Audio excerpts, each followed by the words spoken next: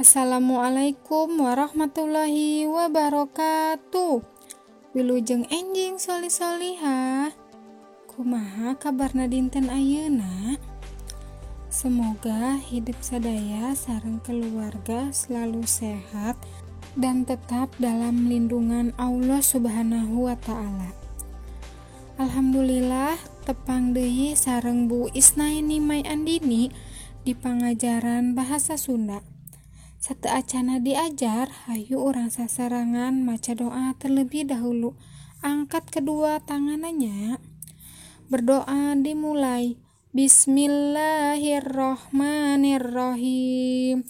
Raditu billahi robba wa bil islami dina wa bi muhammadin nabiyya wa rasula.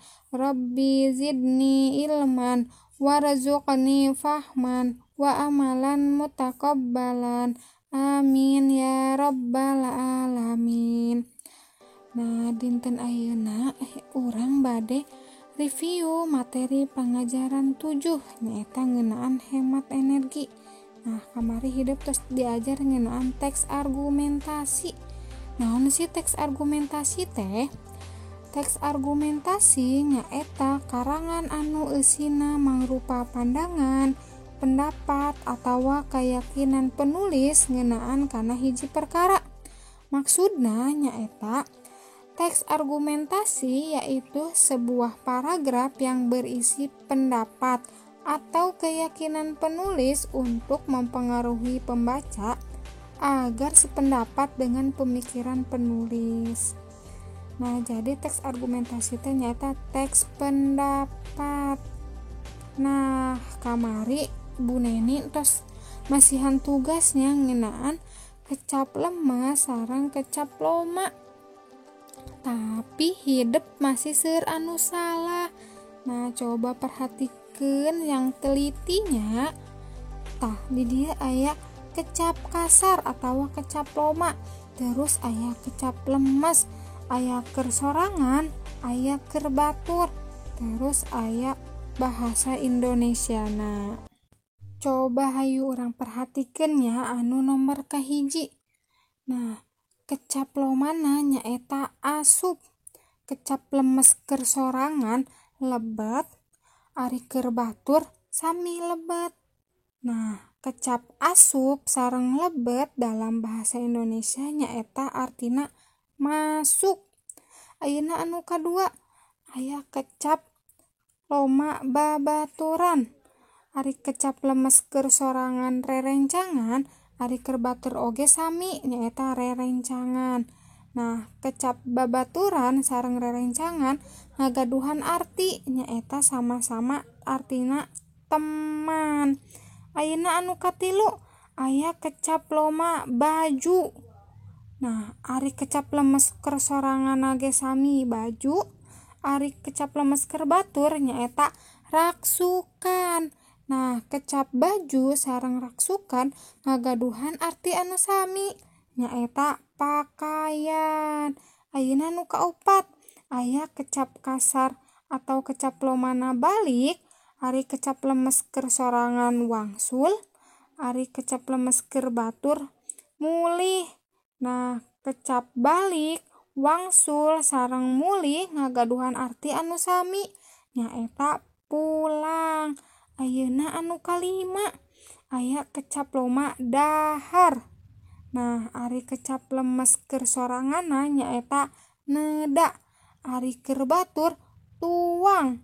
Nah, kecap dahar, neda sareng tuang ngagaduhan arti anu sami nyaeta makan. Ayeuna anu kagenep eta aya kecap loma imah. Nah, ari kecap lemes keur soranganna rorompok, ari keur batur bumi. Nah, kecap imah, rorompok sareng bumi ngagaduhan arti nu sami nyaeta artina rumah.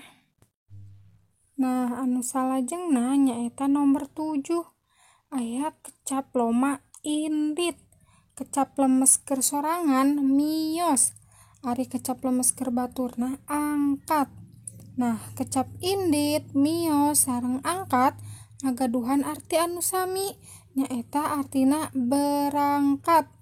Ayeuna nomor 8, kecap loma meuli.